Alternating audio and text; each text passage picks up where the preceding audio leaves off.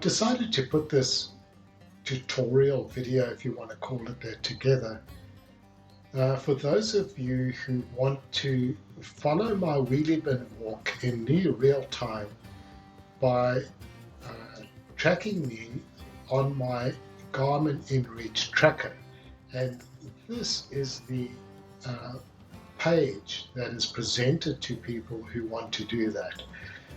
It's a Garmin page, and the address for that is share.garmin.com/postie keys are one word, and I'll put that down below. So what happens when you access this page is you'll get presented with something that looks a bit like this. It might look slightly different depending on where I exited this page the last time it was updated. It's a bit random, but it looks something like this, which is really messy and not user-friendly at all.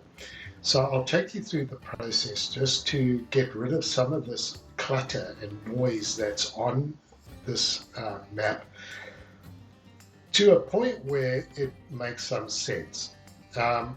What you're interested in. So just by way of explanation, my Garmin InReach device is set to transmit a tracking signal every 10 minutes. And that tracking signal is picked up by the Garmin servers, and it is presented on this page, the shared page. So people can track me in near real time, up to 10 minutes ago, which is pretty useful and may be of interest to some people. Now, to get rid of some of this clutter, it's quite simple, but it's a necessary step. And you're only really interested in what Garmin refers to as tracks. And that's what these tracking signals get recorded as.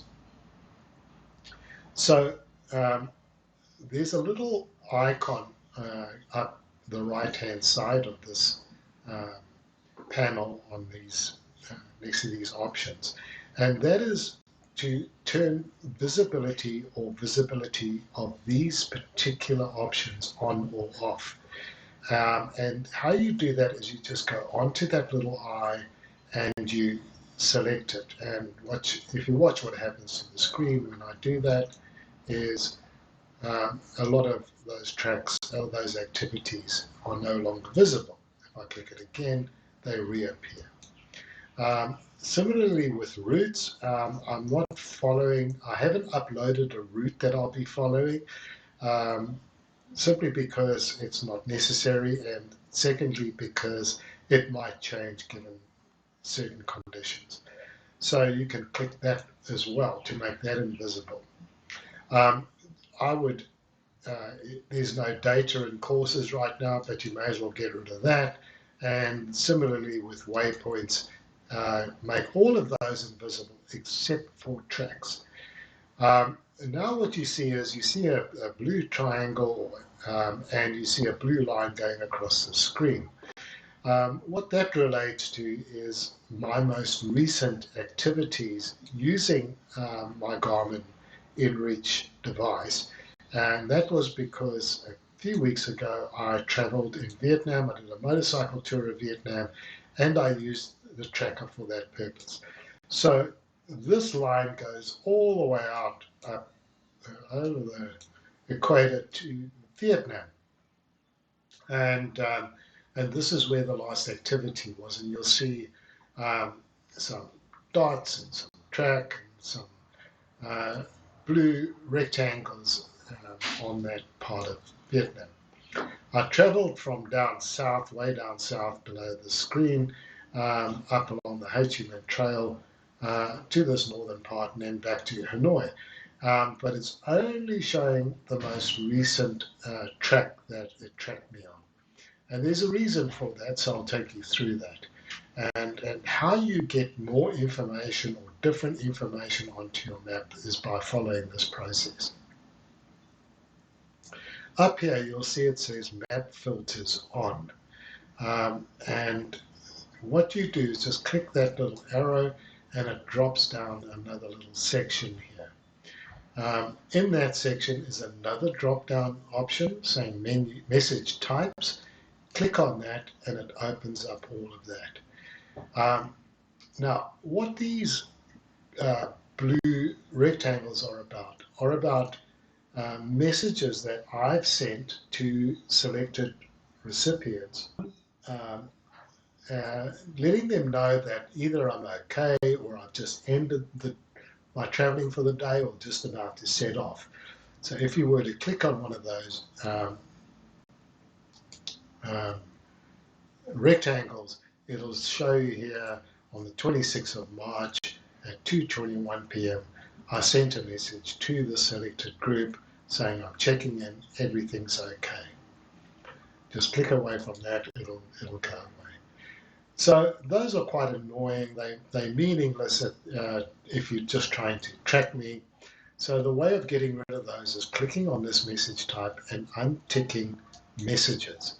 And you'll see now they've disappeared. And we just left with these tracking dots, which are sent every 10 minutes from my inReach tracker to the Garmin satellites, or to the GPS satellites that then send this on to the Garmin servers. So that's it. But there's a lot of stuff missing here. And the reason for that is because the date and time range that you see here is showing only the most recent track. If you click on this little arrow, it comes up with another option box here, and you can select all different options.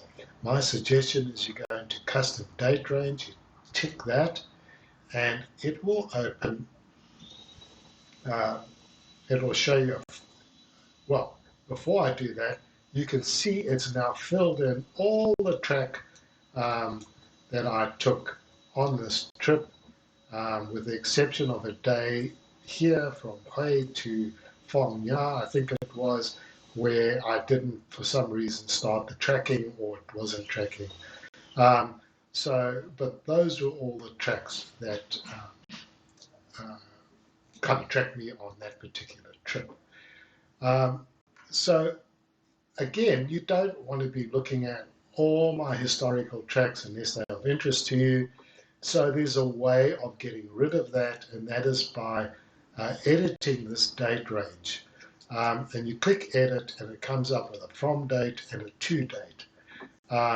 What I'd suggest is if you click in that from date box, it'll come up with a calendar, and I'd say select the 24th. I'm actually leaving on the 25th, but it does populate a time in here which, unless you edit it, you might miss some of my initial signals from the 25th.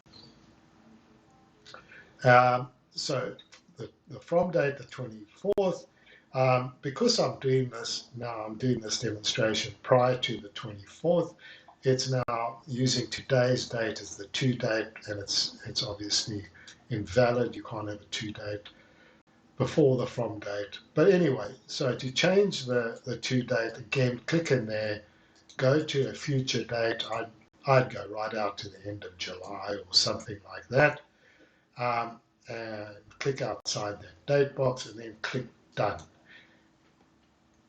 Straight away you see all those tracking points in Vietnam have disappeared, along with that line that took me back to Sydney at the end of that trip.